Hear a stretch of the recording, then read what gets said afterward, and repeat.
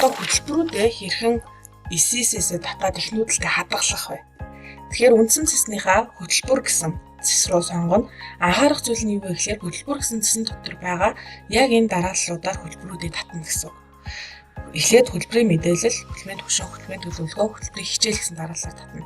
Тэгэхгүй шууд хөтөлбөрийн хичээлээ татчих юм бол биднэрт нөгөө хуучин байсан хөтөлбөрийн мэдээллийнхаа цар хүрээгээр л хөтөлбөрийн хичээлээ татаад байна гэсэн үг. Тэгэхээр хамгийн эхлээд бүгдээрээ хөтөлбөрийн мэдээлэл рүү оръё. За ерөнхийдөө хөтөлбөр татах талбар маань бол яг ижилхэн загвартай байгаа. Эндээс юу харагдах вэ гэхээр нийт татагдсан хичээлүүд харагдана. ECS-ээс нэмэгдсэн хичээлийн тоо харагдана. Их нүүдэлд хадгалагдсан тоо харагдана. Тэгэхээр эхлээд бүгдээрээ ECS-ээс татах гэдгийг товчлуураа дараад ECS-ээс хөтөлбөрүүдэд татаж эхэлнэ гэсэн. За ингэнгүүт ECS-ээс нэмэгдсэн 5 хөтөлбөр байна. Одоо энийгээ бүгдээрээ тавуулангийн хар шүүгээд их нүүдэлтэй хадгална. Их нүүдэлд хадгалахдаа яг гэхээр урд байгаа энэ үндсэн чек дээр дарвал бүгд хадгалагдана. Хэрвээ манай одоо сургуулийн хөтөлбөр хэрэггүй гэх юм бол зөвхөн тэр хөтөлбөрийн чекийг авч байгаа бас их нүүдэлтэй хадгалж болно. Тэгэхээр би бол одоо энэ дээр их нүүдэл бүгднийг хадгалчихъя.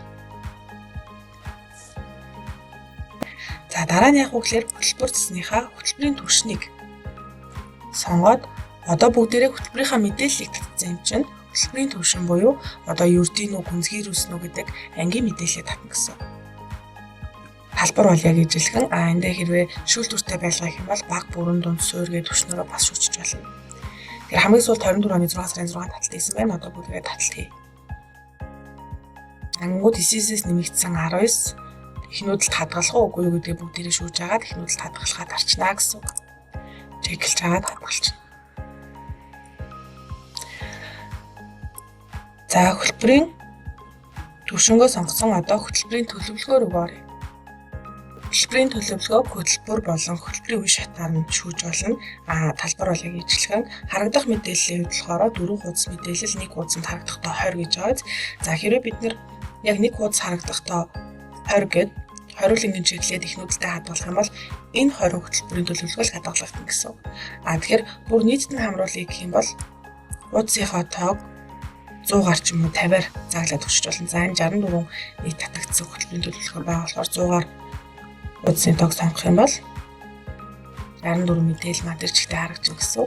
Хэрвээ нийтээр нь чеклэж их нүүдэлтэй хадгалах юм бол нийтлээд за эндээс харж агаад шаардлагагүй гэсэн үг үедээ хасаад их нүүдэлтэндээ хадгалчихна гэсэн.